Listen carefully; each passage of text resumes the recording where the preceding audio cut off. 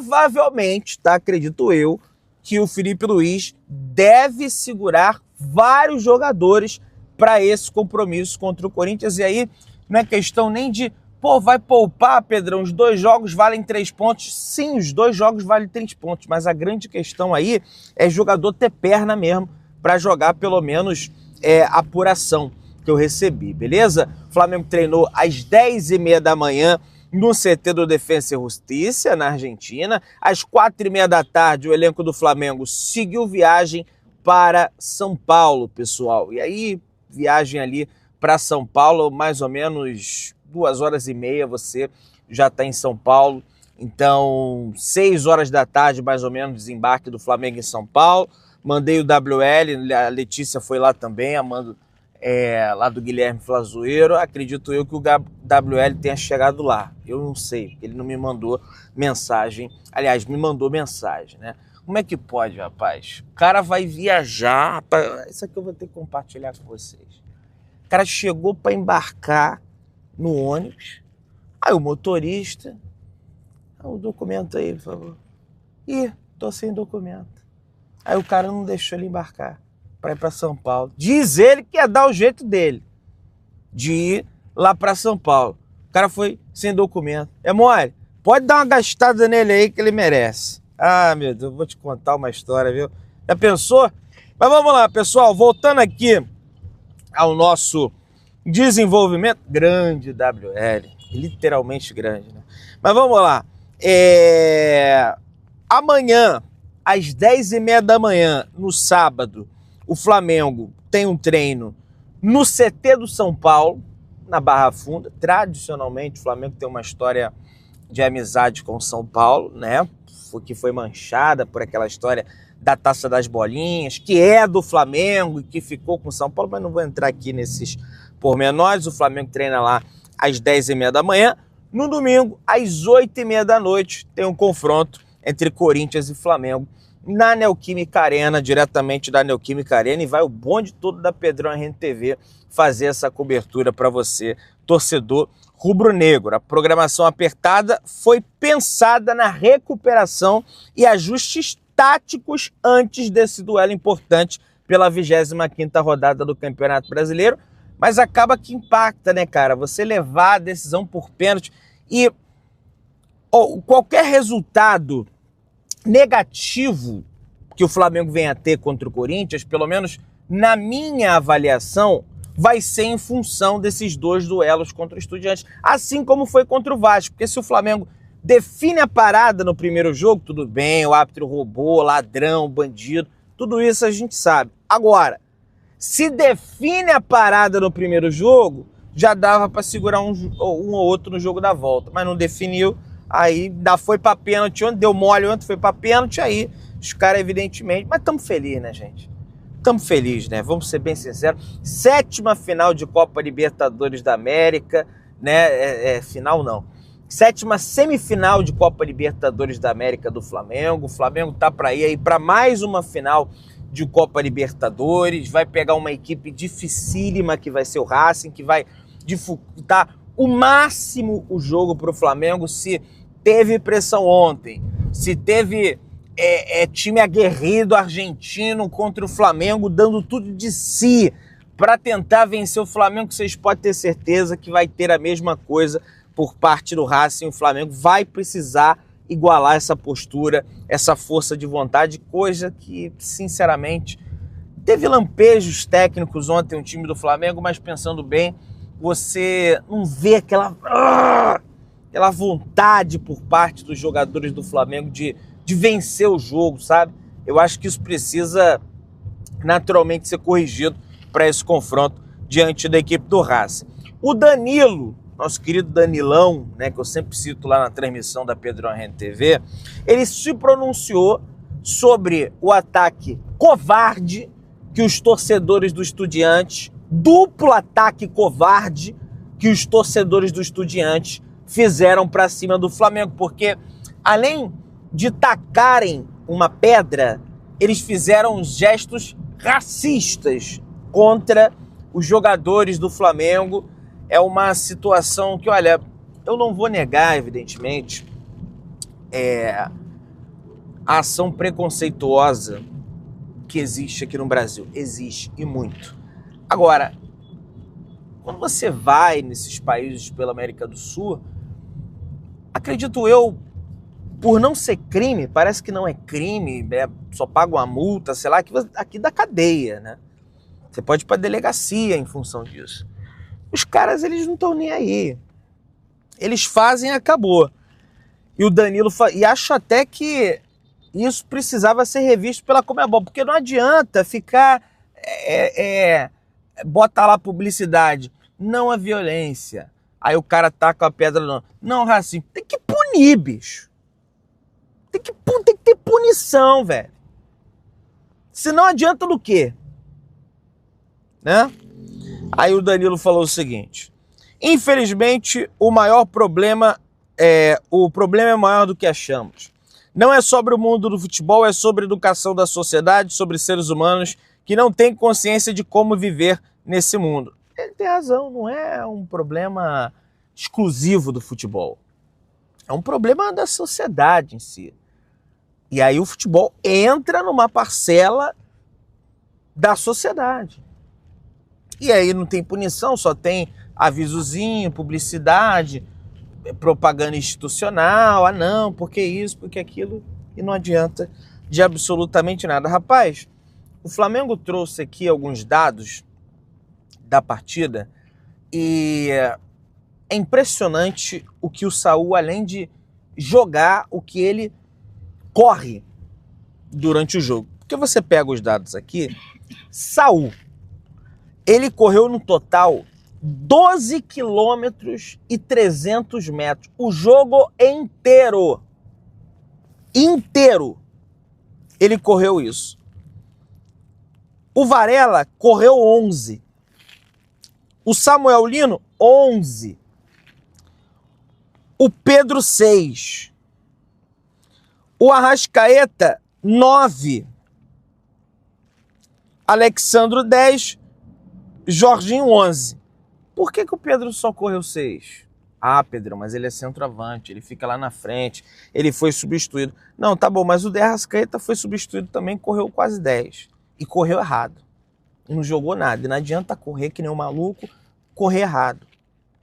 Agora, como que o Saul, com os seus 30 anos de idade, ele corre mais do que jogadores mais novos do Flamengo, sabe? Eu queria entender isso e acredito até que o Felipe Luiz vai questionar e tem que questionar sobre isso aqui. Porque não pode o Flamengo ser bem melhor que uma equipe tecnicamente e essa equipe superar o Flamengo na vontade. Se eles vão ter vontade, nós vamos ter mais ainda. Entende? E aí o Saul falou, né, em entrevista: é um jogo precioso de jogar. Tenho gostado muito. A torcida do time rival foi incrível, apoiando o seu time na boa e na má. É muito bonito viver como jogador, mesmo que venha como rival. E depois o nosso torcedor, que sempre vai. Já vimos que há um monte de flamenguista onde vamos. Todo lugar que a gente vai tem muitos deles. E tem, Saúl. Tem bastante. Estou agradecido pelo carinho que recebemos sempre fora de casa e muito feliz por ter conseguido passar para as semifinais, que é muito importante, afirmou o meio-campista do Flamengo, que para mim foi, de longe, um dos que mais honrou a camisa do Flamengo nesse confronto de ontem. O Carrascal também entrou muito bem, jogou ali apenas por 14 minutos, mas fez a diferença, bateu bem o pênalti, né? Um pênalti muito bem batido pelo Carrascal, criou oportunidades ali pelo Flamengo também, gostei bastante dele. E aí, cara, queria chamar a atenção para uma coisa que eu acabei deixando passar batido também, que foi o lance do gol impedimento do Estudiantes, que foi muita inteligência do Léo Ortiz, cara. Porque a partir do momento que o Léo Pereira sobe para disputar a bola aérea com o atacante adversário, e aí é um ponto a se ressaltar também, que aconteceu muito na partida de ontem, o Flamengo perdeu quase todos esses duelos para o Carrídio, tanto o Léo Pereira, quanto o Léo Ortiz, quanto outros jogadores. O Léo Ortiz ainda conseguiu vencer 4 duelos ali do Carrijo, mas o restante, o cara, ele venceu todas, e isso prejudicou demais ali o jogo do Flamengo. O Estudiantes é uma equipe que lança muita bola, né? E ele falou o seguinte: parei porque vi o jogador deles vindo em muita velocidade e senti que ele não ia parar. Achou que eu fosse correr atrás e eu dou uma travada para ele ficar em impedimento. Muito inteligente. Aí vai a técnica do cara, né? Vai a inteligência do cara, evidentemente, né? Um jornal espanhol, a crônica de Juan Lopecino, do Diário AS, que é da Espanha, mais precisamente de Madrid, que tem o Atlético de Madrid, né, que muitas pessoas falam que o Filipe Luís vai ser o substituto do Simeone, aquela coisa toda, elogiou o Flamengo e o Filipe Luís, apesar da partida que o Flamengo fez, e eles dizem: o time carioca fez uma partida ruim. Calma que eu vou chegar lá, perdendo, mas sobrevivendo nos pênaltis, com o goleiro Rossi sendo destaque com 2 defesas. Desde o pontapé inicial, o Estudiantes deixou claro que não iria desistir em nenhum momento. Pressionou forte, sempre buscou o gol de Rossi. Mesmo assim, o Flamengo tentou impor seu domínio com posse e chances perigosas. O gol, apesar de tudo, foi do Estudiantes, e quando ninguém esperava. Foi pouco antes do segundo e no último minuto dos acréscimos do primeiro tempo que Benedetto disparou um voleio potente e surpreendeu Rossi. O time de La Plata empatou o placar no melhor momento possível. No segundo tempo, o Flamengo não se sentiu nada à vontade e Filipe Luís mostrou a sua personalidade expulsando primeiro 2 pilares, Pedro e Plata, e minutos depois o capitão de Arrascaeta. E eu falei isso no pós-jogo ontem. Temos críticas a falar do Filipe Luís, precisamos questionar algumas decisões dele, essa questão do adversário fazer encaixes ali contra o Flamengo individuais, e aí o Flamengo fica meio encaixotado, não consegue criar as oportunidades para fazer o gol no adversário. Entretanto, isso aqui foi um gesto de coragem. Fosse qualquer outro treinador, ele poderia usar aquele argumento de senso comum: não, o de Arrascaeta é craque, a qualquer momento ele pode fazer alguma coisa, não, porque o Pedro é isso, é aquilo, a qualquer momento ele pode tirar um coelho da cartola, esse tipo de jogador você não tira do jogo, não tira uma pinóia. Tá mal, você vai meter o pé. Ainda mais que o Flamengo tem no banco de reservas peças ali para, quem sabe, mudar o jogo, como foi o Carrascal, por exemplo, que na minha opinião entrou muito bem, tá? Pessoal, o negócio é o seguinte: bola oval vai voar no Maracanã. É isso mesmo. A NFL fechou um acordo para realizar, no mínimo, 3 partidas da temporada. A NFL é futebol americano. Pô, Pedrão, nem é saber se você não... Não, mas só para... Precisa desse aqui, não tá igual o Gordola. No mínimo, 3 partidas da temporada regular no Maracanã a partir de 2026. Só espero que seja durante a Copa do Mundo. Só espero. E aí, nem durante a data FIFA eu vou passar esse pano.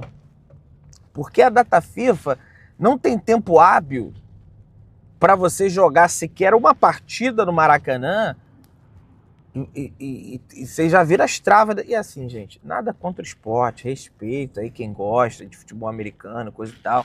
Eu já tentei assistir, mas não consigo, não entendo porcaria nenhuma, porque o meu negócio é futebol, não tem jeito mesmo.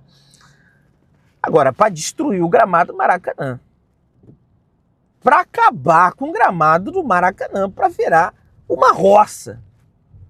O Flamengo briga na justiça, não, porque tem que tirar o Vasco não joga lá, beleza, não tem que jogar mesmo, já tem o estádio dele lá, e aí vai acabar com o gramado, aquela bagraiada braba do Vasco, coisa e tal.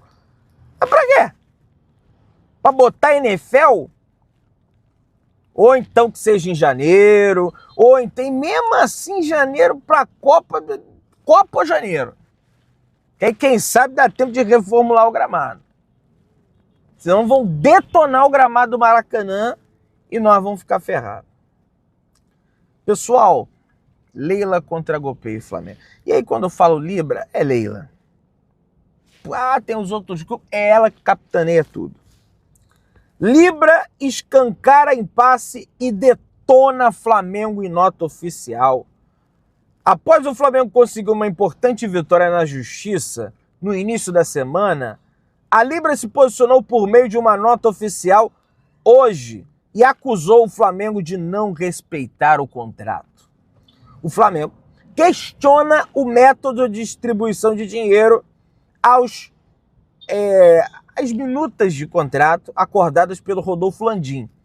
A diretoria encabeçada por BAP, porém, entende que o clube sai lesado com o acordo e com uma perda de em torno de 100 milhões de reais em relação a 2024. O Flamengo tentou renegociar o contrato, a partilha, mas os clubes da Libra não aceitaram.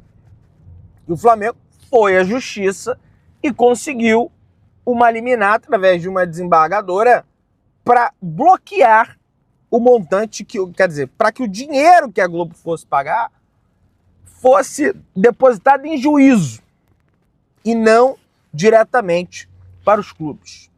No entanto, a Libra se manifestou nessa sexta-feira e não escondeu a sua contrariedade contra a postura do Flamengo, que busca fazer valer os seus interesses.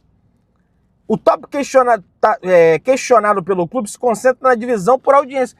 Agora veja, Flamengo e Bragantino, 30% do dinheiro vai por audiência. O Flamengo tem mais audiência que todo mundo.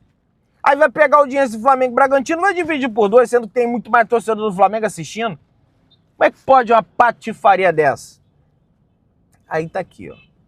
A Libra repudia a decisão unilateral e repentina da atual gestão do Flamengo, que moveu da ação judicial contra o conjunto de clubes do qual faz parte, bloqueando repassos financeiros consagrados em contrato, desgastando a harmonia do grupo ao questionar acordos já pacificados. O clube alega prejuízo dentro de um contrato bilionário que não condiz com a sua situação financeira. Não é porque o Flamengo tem dinheiro que tem que abrir mão de dinheiro, não. A medida extrema confirma uma postura que privilegia o interesse particular de curto prazo, quando, na verdade, os verdadeiros prejudicados são os times que contam com esse dinheiro para o seu fluxo de caixa, pagamento de conta e salário. Ah, o Flamengo é o que agora? Vai pegar... Ah, não, pobrezinho lá do time do Zezinho das Couve.